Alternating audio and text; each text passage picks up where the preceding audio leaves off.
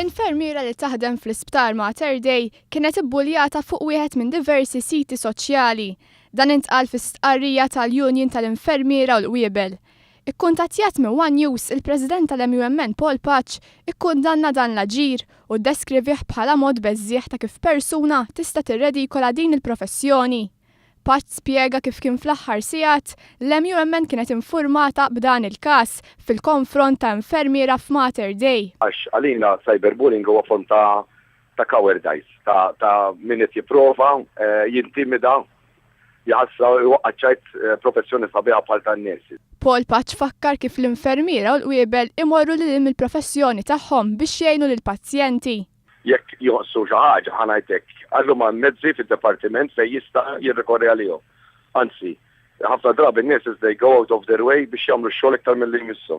Fil-waqt li kkundannat dan l-inċident iżolat, l-MUMN appellat lill-infermiera u l-qwiebel biex jinjoraw dan it-tip ta' bullying u jibqgħu jipprovdu l-aqwa servizz possibbli lill-pazjenti.